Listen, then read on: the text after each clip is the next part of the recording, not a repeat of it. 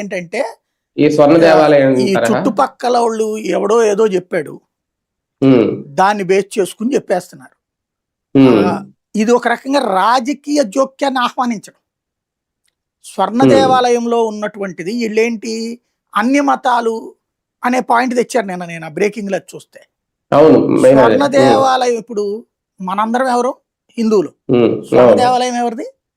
సిక్కులది. నేను వెళ్ళాను అమృత్సర్ స్వర్ణ దేవాలయానికి వెళ్ళాను. నేను 2012లోనో 13లోనో వెళ్ళాను, 14లోనో 17 అనుకుంటా, 15, 16లోనో వెళ్ళాను. అదేది రాజస్థాను, ఢిల్లీ అవన్నీ ఫ్యామిలీతో కలిసి టూర్ చేశాను నేను. అప్పుడు మనకి ఇది ఉండేది కదా, ఎల్టీ కింద డబ్బులు ఉండేది, జీతంలో కట్ చేస్తాను ఏడాదికి. అది 2 ఏళ్లకు ఒకసారి ఆ అమౌంట్ క్లెయిమ్ చేసుకోవచ్చు అనమాట.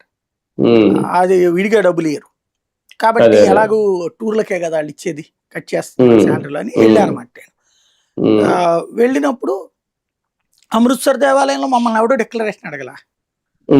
పైగా దర్శనం చేసుకున్నాం, వచ్చాం. అక్కడ ఎక్కడికి మళ్ళీ ఆర్జిత సేవలు కూడా లేవు అక్కడ. ఇంకోటి, మనం అక్కడ ఉన్నది చక్కటి ఒక విధానం ఏంటి అంటే, చెప్పులు మనం ఇక్కడ ఇప్పాక మనమే చేతితో తీసుకెళ్లి పైన పెడతాం అక్కడ. ఆ తర్వాత అది లోపల పడేయడానికి అట్ట పడేస్తా ఉంటారు జాగ్రత్త. వాళ్ళకి కొంచెం చిరాగ్గా ఉంటుంది వాళ్ళకి చెప్పులు చేసాడు. అదే మీకు అక్కడ ఇలా చెప్పులు విడవగానే వాళ్ళు గబక్కన వచ్చి తీసుకెళ్తారు.